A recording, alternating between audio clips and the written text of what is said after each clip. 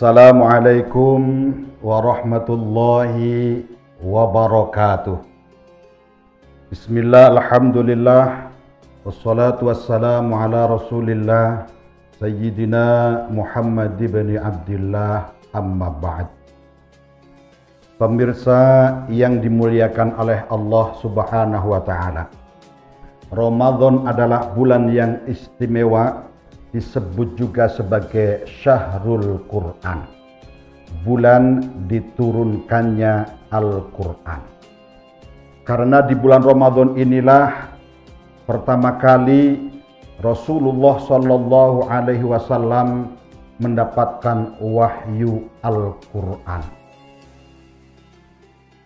Allah turunkan Al-Quran kepada kita sebagai petunjuk agar kita hidup sesuai dengan ketentuan yang sudah Allah tetapkan untuk kita semuanya. Akan tetapi sayang, banyak di antara kita umat Islam bahkan di bulan Ramadan ini belum menjadikan Al-Quran sebagai petunjuk hidupnya. Di dalam surat Al-Baqarah ayat 185 jelas sekali Allah menjelaskan tentang tujuan diturunkannya Al-Quran. Allah berfirman, Bismillahirrahmanirrahim, Syahrul Ramadhan alladzi unzila fihil Quran hudan linnasi wa bayyinatin minal huda wal furqan. Al-ayat. Bulan Ramadan adalah bulan diturunkannya Al-Quran. Untuk apa Allah turunkan Al-Quran? Yang pertama, hudan linnas, sebagai petunjuk bagi manusia. Yang kedua, wabayyinatim minal huda, Allah memberikan penjelasan lebih lanjut tentang petunjuk teknis baik kehidupan manusia. Dan yang ketiga, wal furqan, Allah turunkan Al-Quran agar kita bisa membedakan mana yang hak, mana yang batil, mana yang baik, mana yang jelek. Oleh karena itu, pemirsa yang dimuliakan Allah, paling tidak ada 3 sikap, ada 3 yang harus kita penuhi dalam rangka menjadikan Al-Quran sebagai petunjuk dalam kehidupan kita. Yang pertama, Al-Quran sebagai petunjuk sama seperti ketika sebuah pabrik mengeluarkan produk mobil terbaru.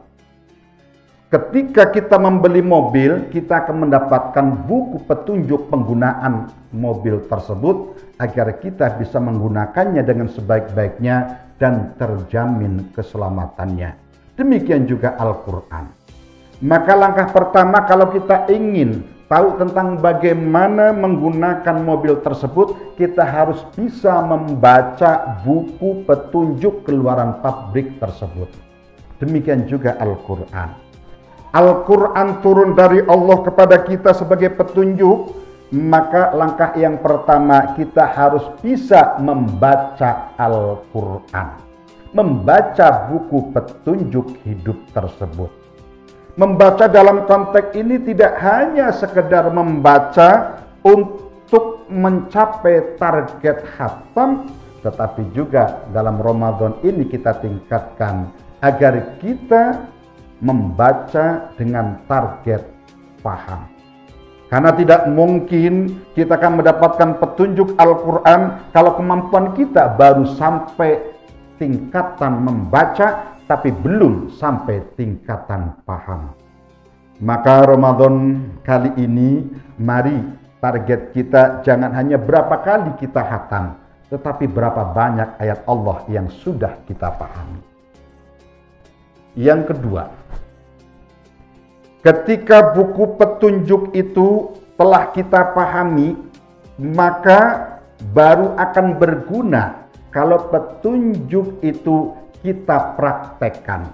Ketika kita menggunakan mobil, kita gunakan mobil tersebut sesuai dengan petunjuk yang dikeluarkan oleh pabriknya. Demikian juga Al-Quran. Allah sudah turunkan Al-Quran, sudah ada penjelasan-penjelasan bagaimana menggunakannya dalam hidup dan kehidupan kita. Maka sesuai dengan tingkat pemahaman kita, kita praktekkan dalam kehidupan kita. Semakin banyak ayat yang kita pahami, semakin mudah kita menjalani hidup dan kehidupan kita. Semakin sedikit yang kita pahami dari Al-Quran, semakin banyak kesulitan dalam hidup kita. Apalagi kalau sama sekali kita tidak paham tentang petunjuk di dalam Al-Quran, maka pasti hidup kita akan banyak menghadapi masalah. Yang ketiga, kalau sudah dipahami, kalau sudah dilaksanakan, maka yang ketiga, kita dakwahkan. Kita sebarkan kepada orang yang memiliki mobil yang sama, agar juga mau mengikuti petunjuk yang dikeluarkan oleh pabrik tersebut. Demikian juga Al-Quran. Kalau kita sudah paham tentang isi Al-Quran, kalau kita sudah melaksanakan sesuai dengan tingkat kemampuan kita, maka yang ketiga, mari kita dakwahkan isi Al-Quran kepada setiap orang yang kita kenal.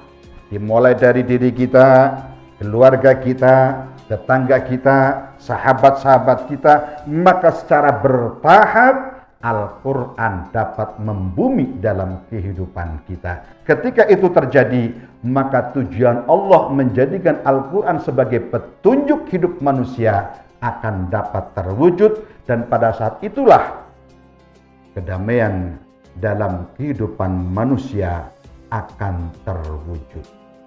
Pemirsa yang dimuliakan oleh Allah Subhanahu wa Ta'ala, manakala ketiga hal tadi kita jauh, tidak ada dalam diri kita, maka yakinlah problem hidup akan kita alami, baik dalam skala yang kecil maupun dalam skala yang makro. Maka Ramadan tahun ini, jadikanlah Al-Quran betul-betul sebagai petunjuk utama bagi hidup dan kehidupan kita. Semoga Allah jadikan kita sebagai orang-orang yang paham tentang Al-Quran, mau dan mampu mengaplikasikan dalam kehidupan kita, dan mampu mendakwahkan isi Al-Quran dalam kehidupan sehari-hari, agar kita betul-betul menjadi sahabat Al-Quran yang kelak bersama-sama akan mendapatkan syafaat dari Al-Quranul Karim. Selamat menunaikan ibadah Ramadan. Semoga Allah tetapkan kita menjadi orang-orang yang bertakwa, yang hidup dan kehidupan kita bernafaskan Al-Quran.